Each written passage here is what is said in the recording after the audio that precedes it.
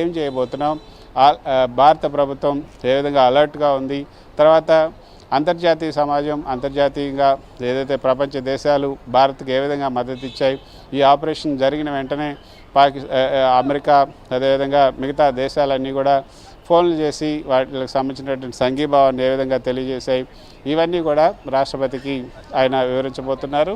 So ఈ operation Sindoor ఇప్పటితో ఆగేది కాదు, ఇది కొనసాగుతుంది.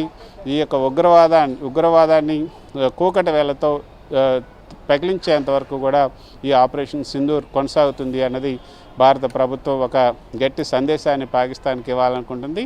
అందులో భాగంగా అందరినీ కూడా అలర్ట్ చేస్తుంది. ఈరోజు నిర్వహించదలిసినటువంటి మాక్ డ్రిల్ ఏదైతే ఉందో ఆ మాక్ డ్రిల్ అంతా కూడా క్యాన్సిల్ అయిందన్న వార్తలు అయితే వస్తున్నాయి. కానీ అటువంటి వార్తలు నమ్మొద్దు అని కూడా కొద్దిసేపు క్రితమే రక్షణ శాఖకు సంబంధించినటువంటి అధికారులు ఈ యొక్క ప్రకటన చేశారు. మాక్ డ్రిల్ యథాతథంగా 4 గంటలకు దేశవ్యాప్తంగా జరుగుతుంది. మాక్ డ్రిల్ రద్దయినట్టుగా వస్తున్నటువంటి వార్తలను నమ్మొద్దు అన్న అంశాన్ని అధికారులు కొద్దిసేపు క్రితం తెలియజేశారు. సో మాక్ డ్రిల్ యథాతథంగా ఉంటుంది. ఈ మాక్ డ్రిల్ ఇంకా 4-5 సార్లు జరిగే అవకాశం ఉంటుంది. పాకిస్తాన్లో ఉన్నటువంటి ఉగ్రవాద శిబిరాలు, పాక్ ఆక్యుపైడ్ కాశ్మీర్లో ఉన్నటువంటి ఉగ్రవాద శిబిరాలు, వాటన్నిటిని మట్టుబట్టి ఇక ఉగ్రవాదంకి పూర్తిగా ఒక ముగింపు పలకాలనే ఉద్దేశంతోనే ఆపరేషన్ సింధూర్ ఉంటుంది. ఆపరేషన్ సింధూర్ ఇంకా ఈ పేరుతో ఆపరేషన్ సింధూర్ పేరుతో ఇంకా మరిన్ని మెరుపుదాడులు పాకిస్తాన్ పిఓకేలో కూడా ఉంటాయి అన్న ఒక సందేశాన్ని అయితే ప్రపంచానికి అదేవిధంగా పాకిస్తాన్కి ఎలా పంపించాలన్న ఉద్దేశంతోనే ఈ యొక్క వరుస సమావేశాలను కేంద్ర ప్రభుత్వం పెట్టుకుంటుంది. ప్రధాని మోదీ స్వయంగా ఈ యొక్క ఆపరేషన్ సింధూర్ని కూడా వీక్షించారు. ఆయనే ఈ పేరు పెట్టారు ఆపరేషన్ సింధూర్. తర్వాత ఆపరేషన్ సింధూర్ని ఆయనే స్వయంగా వీక్షించడం కూడా జరిగింది ఆయన కార్యాలయం నుంచి.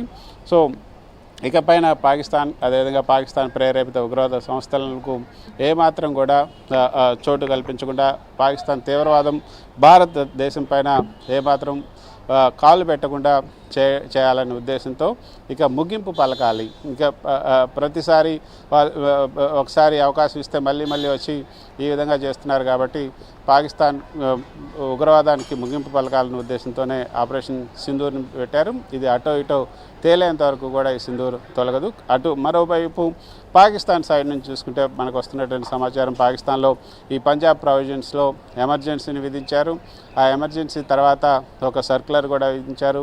అన్ని చోట్ల అన్ని కార్యాలయాలు, కళాశాలలు, తర్వాత స్కూళ్ళు అన్నిటిని కూడా బంద్ చేశారు. సివిలియన్స్ అందరినీ కూడా మీరు ఎప్పటికప్పుడు అలర్ట్గా ఉండాలని, అంటే భారత్ ఇంకా మరికొన్ని దాడులకు పాల్పడే అవకాశం ఉంది అన్నది వాళ్ళు పాకిస్తాన్ కూడా ఎదురు చూస్తున్నట్టుగా మనకు తెలుస్తోంది. నిజానికి ఈ దాడులు జరుగుతాయి పాకిస్తాన్ పైన, పిఓకే పైన భారత్ దాడులకు తెగబడుతుంది అంటూ పాకిస్తాన్కి సంబంధించినటువంటి మంత్రులు ముందే పసిగట్టారు. అంతే నిజానికి 10 లేదా 11 తర్వాత ఏదైతే సోవియట్ యొక్క రష్యా యొక్క విక్టరీ డే 9వ తేదీ ఉందో, ఈ 9వ తేదీ తర్వాత 10 లేదా 11వ తేదీన ఈ యొక్క దాడులకు పాల్పడే అవకాశం ఉందని వాళ్ళు భావించారు.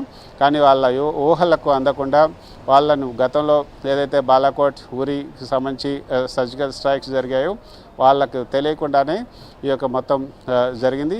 అయితే లక్ష్మీదుర్గ ఇక్కడ గతంలో కన్నా ఉరి అదేవిధంగా బాలాకోట్ ఉగ్రదాడుల కన్నా ఇది ఏ విధంగా భిన్నంగా ఉంది అని చెప్పడానికి ఒక ఉదాహరణ ఏంటంటే 1:44కి భారత రక్షణ శాఖకు సంబంధించినటువంటి అధికారులు ఈ ఎయిర్ స్ట్రైక్కి సంబంధించినటువంటి ఒక వీడియోని విడుదల చేశారు.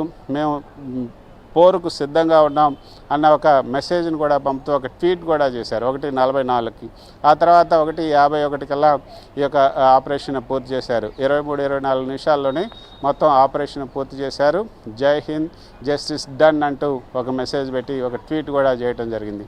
సో ఆపరేషన్ని చాలా పకడ్బందీగా ఖచ్చితమైనటువంటి సమాచారంతో ఆ యొక్క ఖచ్చితమైనటువంటి టార్గెట్స్ని అవి శాటిలైట్ ఇమేజెస్, శాటిలైట్ మ్యాపింగ్తో ఇవన్నీ కూడా చేశారు. ఈ 10-12 రోజులు ఏదైతే ఆ యొక్క పహల్గామ్ ఘటన జరిగిన తర్వాత భారత సైన్యం కానీ, త్రివిధ దళాలు కానీ ఆ యొక్క వాటన్నిటిని కూడా ఐడెంటిఫై చేయటమే కాకుండా వాటిని ఏ విధంగా వాటిని ధ్వంసం చేయాలి అన్న వాటిపైన ఈ 10-12 రోజులు కూడా పథక రచన చేశారు. కార్యాచరణను కరెక్ట్గా కార్యాచరణ చేసి వాటిని కరెక్ట్గా ముగించగలిగారు. So that is Indian army, Indian త్రివిధ దళాలకు సంబంధించినటువంటి శక్తి సామర్థ్యాలను కూడా మళ్ళీ మరోసారి ప్రపంచానికి కూడా చూపించగలిగారు. ఈ దాడుల ద్వారా 9 టార్గెటెడ్ ఏవైతే ఉన్నాయో 9 ఈ ఉగ్రవాద శిబిరాలను టార్గెట్ చేయడమే కాకుండా మసూద్ అజర్ ఏదైతే ఈ యొక్క